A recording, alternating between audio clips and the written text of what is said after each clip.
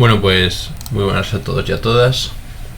Yo soy un busto parlante y en esta ocasión vamos a leer un texto breve que consiste en el debate que hubo después de una conferencia que dio Michel Foucault el 20 de abril de 1978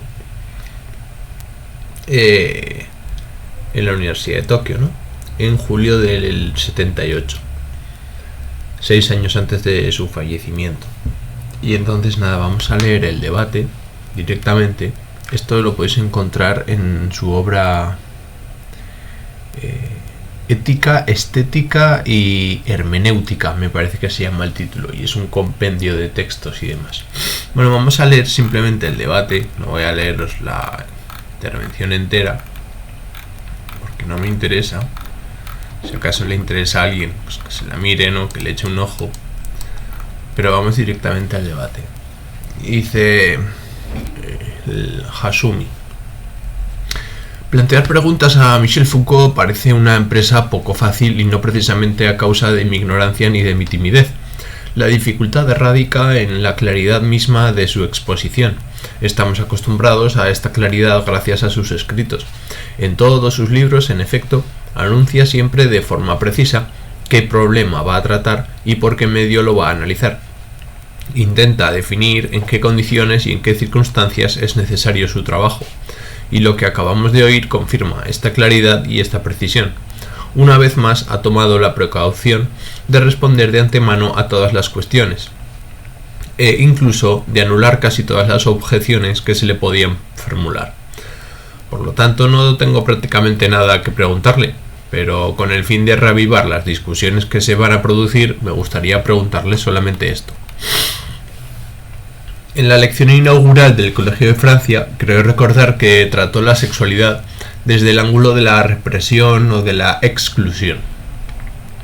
El discurso sobre la sexualidad estaba lleno de prohibiciones y también enredado, pero a partir de la voluntad de saber, usted trata el discurso sobre la sexualidad no ya como un objeto de represión, sino más bien como algo que prolifera en el ámbito científico. Al respecto se habla a menudo del cambio de Michel Foucault, y algunos reciben este cambio con alegría y hay otros que están muy descontentos. Personalmente no creo que las cosas hayan ocurrido así. Usted no ha cambiado, no ha abandonado la tesis de la represión, sino que la ha vuelto a poner en cuestión para formular de forma diferente el problema del placer, no, el problema del poder. Le agradezco esta pregunta ya que es realmente importante y merecía ser planteada. Creo que usted la ha planteado de la manera más pertinente. Es cierto que en textos todavía recientes me he referido principalmente a una concepción del poder y de los mecanismos del poder que, en cierta medida, era fundamentalmente jurídica. Los análisis que intento hacer, y nada más lejos de mi intención pensar que soy el único en hacerlos, son desde luego de fundar una teoría del poder, una teoría general del poder, ni de decir lo que es el poder, ni de decir de dónde proviene. Desde hace siglos y en Occidente desde hace milenios se ha planteado esta cuestión, y no es seguro que las respuestas dadas hayan sido satisfactorias. En cualquier caso, lo que intento hacer desde una perspectiva empírica es tomar las cosas de alguna manera por el medio. No se trata de preguntar ¿de dónde viene el poder y a dónde va?, sino por dónde circula y cómo ocurre eso, cuáles son las relaciones de poder, cómo podemos describir algunas de las principales relaciones de poder que se ejercen en nuestra sociedad. No concibo el poder en el sentido del gobierno o en el sentido del Estado. Me refiero a que entre personas diferentes, en una familia, en una universidad, en un cuartel, en un hospital, en una consulta médica, hay relaciones de poder que circulan. ¿Cuáles son? ¿A dónde conducen? ¿Cómo unen a los individuos? ¿Por qué se comportan? ¿O por qué en otros casos no son soportadas? Hagamos pues, si ustedes quieren, este análisis empezando por el medio y hagamos un análisis empírico. Esto es lo primero. En segundo lugar, estoy lejos de ser el primero en haberlo intentado. Los psicoanalistas Freud y muchos de sus sucesores, en particular gente como Marcuse, Reich, etc., en el fondo, intentaron también plantear no tanto la cuestión del origen del poder, de su fundamento, de su legitimidad o de sus formas globales, sino ver qué sucedía en el psiquismo del individuo, en su inconsciente, en la economía de su deseo, qué ocurría con las relaciones de poder. Por ejemplo, ¿qué papel juega el padre en el deseo del individuo? ¿Cómo la prohibición de la masturbación, por ejemplo, la relación padre-madre o la distribución de los roles se inscriben en el psiquismo de los niños? Ellos también analizaron los mecanismos de poder, las relaciones de poder, por el medio y empíricamente. Pero lo que me sorprendió fue que estos análisis consideran siempre que el poder tenía como función y como visión decir no, prohibir, impedir, trazar un límite, y por lo tanto el poder tenía como principal efecto una serie de fenómenos de exclusión, de histerización, de obliteración, de ocultación, de olvido, o si lo prefieren, de constitución del inconsciente. El inconsciente se constituye, los psicoanalistas dirán que voy demasiado rápido, a partir de una relación de poder. Esta concepción o esta idea, según la cual los mecanismos de poder son siempre mecanismos de prohibición, creo que fue una idea muy extendida. Esta idea tenía, si usted quiere, una ventaja desde el punto de vista político y una ventaja inmediata, y por lo tanto un poco peligrosa porque permitía decir: anulemos las prohibiciones y ya está, el poder desaparecerá. Cuando quitemos las prohibiciones, seremos libres. Aquí tal vez hay algo que hace ir demasiado rápido. En cualquier caso, he cambiado bastante sobre este punto. Cambié a partir de un estudio específico que intenté concretar y precisar lo más posible sobre la prisión y los sistemas de vigilancia de castigo en las sociedades occidentales en los siglos XVIII y XIX, sobre todo a finales del XVIII. Parecía que en las sociedades occidentales se estaban desarrollando, coincidiendo además con el capitalismo, toda una serie de procedimientos, una serie de técnicas para asumir, vigilar y controlar el comportamiento de los individuos, sus gestos, su manera de hacer, su situación, su residencia, sus aptitudes, pero que estos mecanismos no tenían la función esencial de prohibir. Evidentemente, prohíben y castigan, pero el objetivo esencial de estas formas de poder, lo que sustenta su eficacia y su solidez, era permitir obligar a los individuos a multiplicar su eficacia, sus fuerzas, sus aptitudes, en resumen, todo lo que permitía utilizarlos en el aparato productivo de la sociedad. Adiestrar a los hombres, situarlos allí donde resultan más útiles, formarlos para que adquieran tal capacidad, es lo que se ha intentado hacer en el ejército a partir del siglo XVI, cuando se pusieron... ¿del siglo XVII? Sí, siglo XVII. Cuando se impusieron los sistemas disciplinarios, desconocidos hasta entonces. Muy importante este fragmento, ¿no? Vamos a leerlo otra vez.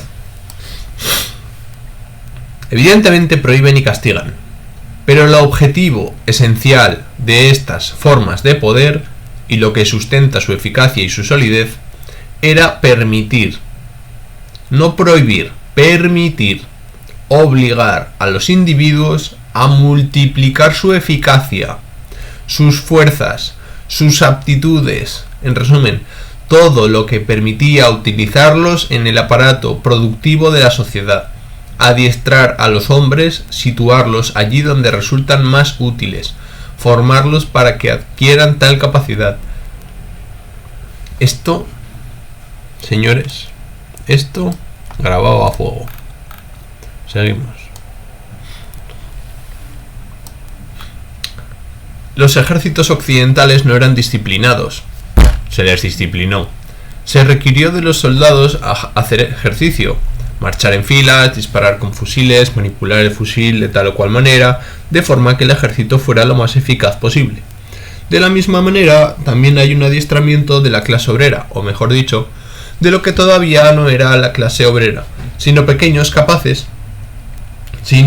capaces de trabajar en grandes talleres, o simplemente en pequeños talleres familiares o artesanales, a los que se les acostumbró a vivir en tal o cual vivienda, a cuidar de su familia.